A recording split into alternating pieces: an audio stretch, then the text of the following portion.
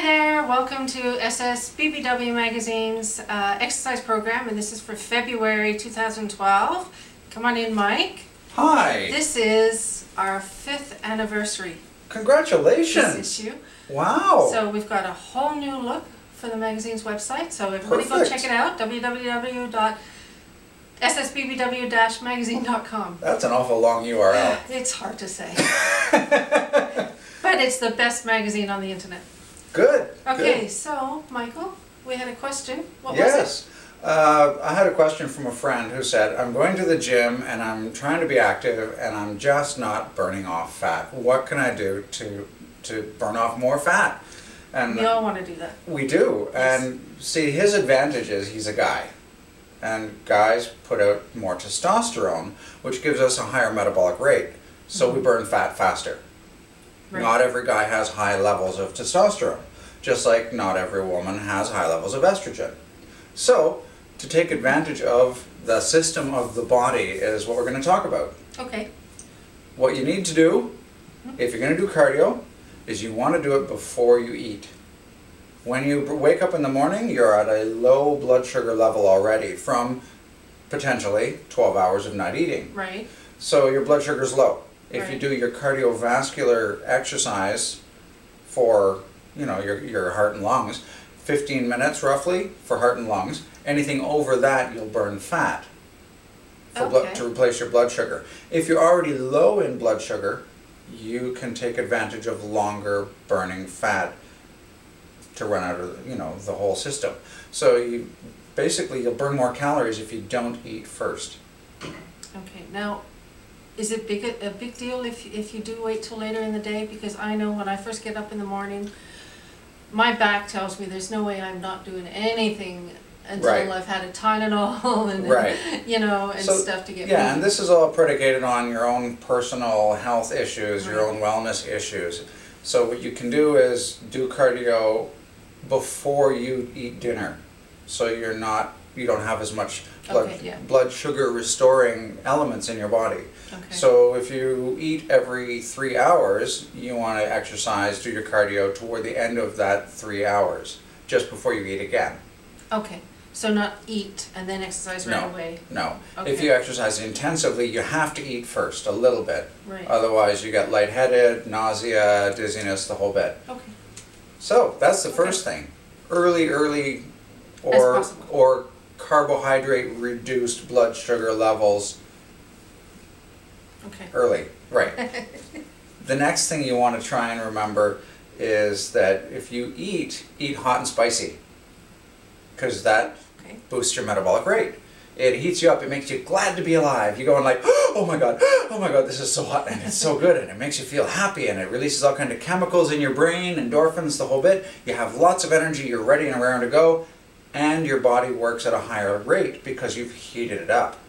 When you boil water, the molecules are all running around like crazy. Right. The spices will do the same kind of thing to your metabolic rate. Gives you that extra boost. You don't need caffeine. Eat spicy food. So should you be doing this before you exercise, or just it In doesn't general. matter when you eat it? Like In just general. Put hot and spicy in your daily That's right. diet. And your metabolic rate, Okay. that's the rate that you burn calories just standing, sitting, sleeping, whatever. Because everything still functions, your brain, your heart, your lungs. You're still burning calories when you're just sitting there. So that's the best kind of exercise. make your body work for you. Right. Okay. Okay, then the next thing you need is more sleep. Okay. If you're exercising, your body needs to repair. Your body repairs in the last 2 hours of sleep. So if you cut your sleep short, you're never repairing properly. And your body goes into salvation mode, where you slow down your metabolic rate so that you don't continue any damage to your tissue. Hello, kitty cat. I'm glad you're here learning. So that means you gotta sleep more. She gets her sleep. I'm sure she does. So if you cut your sleep short, your metabolic rate slows down. And we're trying to speed up your metabolic rate so you burn calories easier. Right. So that means go to bed a little earlier. Don't stay up on Facebook. Shut off the computer 2 hours before you go to bed, and the brain waves won't keep you awake. Yes. It's hard to do, but once you get used to it, it's so much better. I started doing that actually. Good. I turned my computer off at 9 o'clock. Good. Yeah. Wow, you're much better than I am. So the next I still have my iPad though. Oh, well, that's different. Yeah. Stay away from the TV and the electronics. So the next thing you want to do is you want to lift weights effectively. And by that I mean work your big muscles. Because they're big, they'll burn more calories and you'll get more bang for your buck if you exercise the big muscles specifically, and the small muscles will also get some work. So if you have limited mobility, don't worry about the small muscles, focus on the big ones, the small ones will catch up later. Okay, and when you say big muscles, which muscles are you talking That's about? the chest, the pectoral muscles, Okay. the muscles in your back, the trapezius, which runs from the base of your head to the middle of your back, the latissimus muscle, which basically runs from the armpit down to below your rib cage and over to the center of your back. Okay. And your legs, quadriceps, hamstrings, glutes, the legs, and the calves. Cats? Calves. You can work the cats too. Turn those calves into cows. So if your mobility is not that great, you can look at some of the other videos we've done in the past, and I've shown you what you can do for your legs. For your chest, we'll do a little refresher. We have you with your post-workout towel. Yes. Hi, kitty cat. It's time to go down. All right. What we're going to do is I'll demonstrate for you first. Pretend you have a bow and arrow. Point with one arm and hold with the other. We're going to work the back first. You want to try and resist with the front arm and pull. So your elbow comes in an arc behind you. So I'll just demonstrate again. Just pull.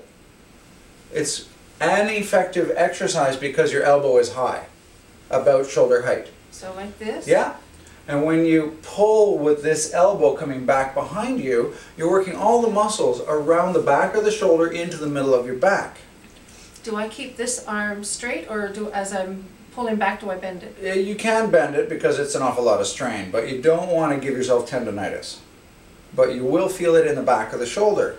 The beauty of this is it lifts your rib cage when you strengthen those muscles, which lets you breathe easier, gives your organs more room so they function better, plus it keeps your chin up so you get proper serotonin levels in your brain, and you feel better. And when you feel better, you're more energetic. Oh, it's When you're more energetic, you burn more calories. When you burn more calories, you lose weight. Exactly. So chin up, elbow a little bit high, about the height of your shoulder, and you want to come in an arc behind you, and you'll squeeze those muscles around the shoulder blade and the back of the shoulder. How's it feel? It feels good. Good.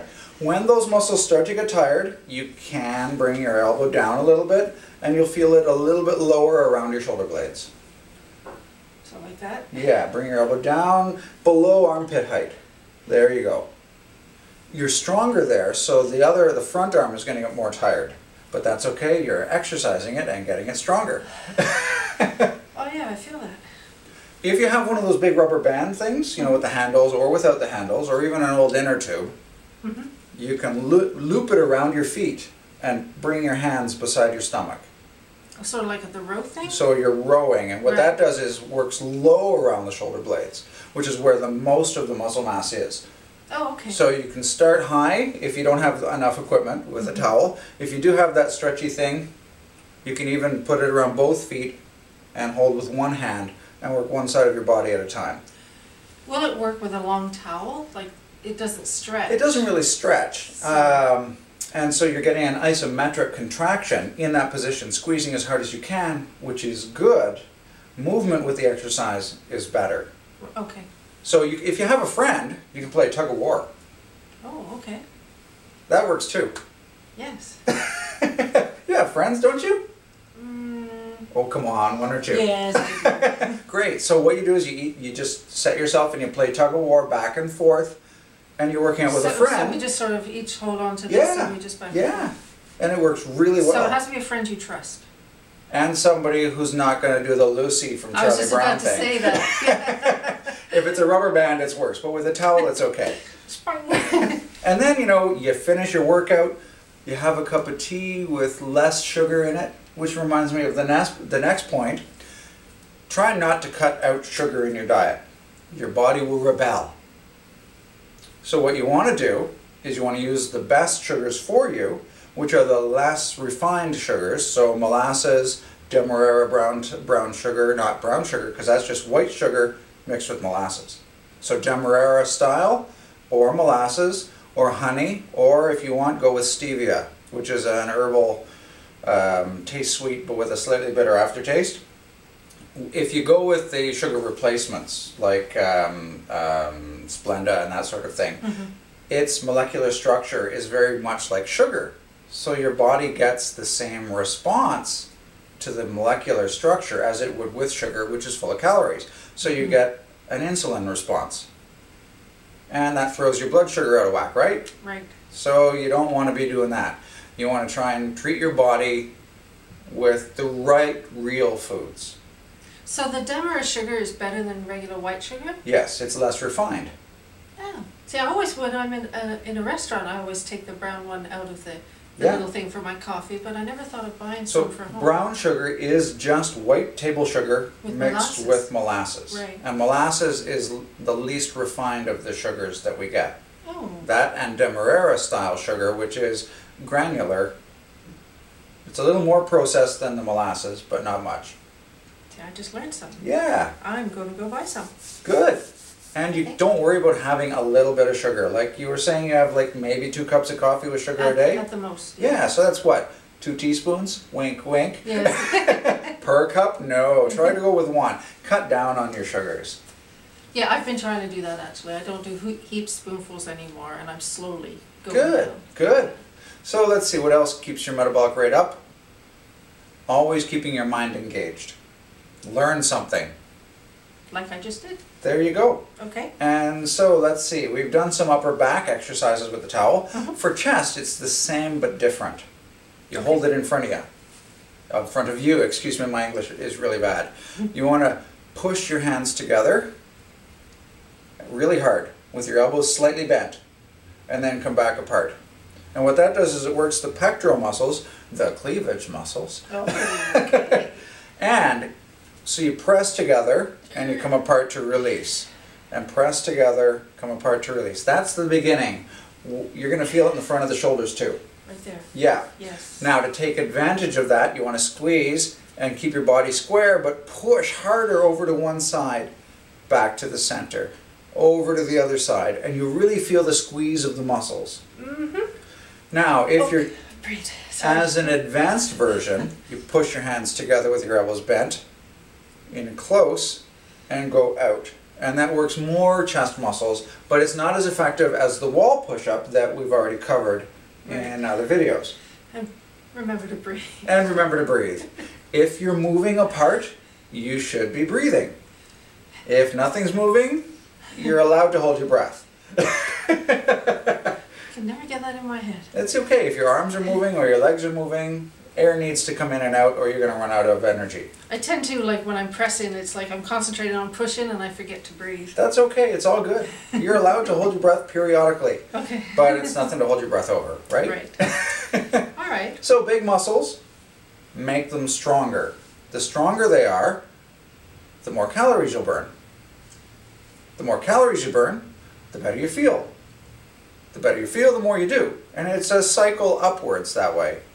Even just exercising, you feel better. That's right. It releases your body's own morphine, which is a naturally occurring chemical substance in your body. The endorphins elevate your mood, and they help repair tissue all over your body. So if you have a little scratch or something and you work out regularly, it heals much faster than if you are less mobile. And I hear bells. It must mean an angel got their wings. And that means it's time to go. Yes, so thank you everybody, and we'll see you next month.